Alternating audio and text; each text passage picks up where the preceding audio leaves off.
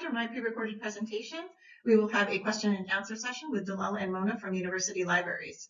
I'm first going to explain the rationale for the 2 new collections, and then we'll go to an online demo. The Faculty of Health Sciences had been conducting health surveys for several years and decided to collaborate with the university libraries in late 2020 to design 2 new collections, which were just launched in 2021. These were created to support reproducible health survey research, and they include collections for survey resources, which are non-data sets, as well as survey data sets. Reproducibility in science is the ability to reproduce the results of a published study. There's often a focus on computational reproducibility, which is the ability to recompute quantitative results. This topic has gained in popularity over the past 50 years. You can see in the graph that now over 300 articles are published on this per year across scientific disciplines, going from math to computer science to biomedical to social sciences. And in the specific field of health survey research, authors often share questionnaires, code books, and any documentation of weighting they use in their analysis. These resources can help others understand what the original researchers asked of respondents and how they transformed and analyzed their survey data to produce the published findings. This is especially useful if others want to conduct secondary analysis of a survey data set. And these survey project resources can also help to replicate the study in a new geographic area or time period for comparative analysis.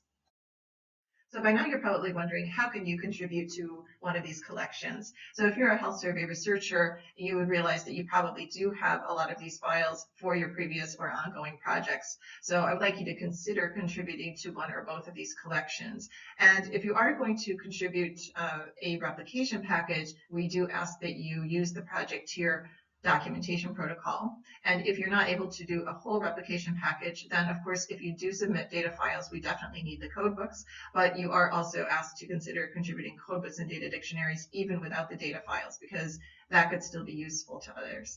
And if you are contributing statistical software syntax, we ask that the data transformation and data analysis be separate. Had any intellectual property concerns about sharing your resources online, normally there is standard practice of using bibliographic citations as you would for a journal article or ebook when you're citing something in an open science repository or institutional repository. So these are examples of how you might see survey documentation, a replication package, and survey data cited. And I put these examples together because I want to show you actually not only how the citation looks, but how each of these looks on the site where it's housed. Many of you already know, one way in which questionnaires are shared currently by researchers is as supplementary material to a journal article. And this is an example of a baseline survey shared as supplementary file 4. Survey replication packages specifically support computational reproducibility.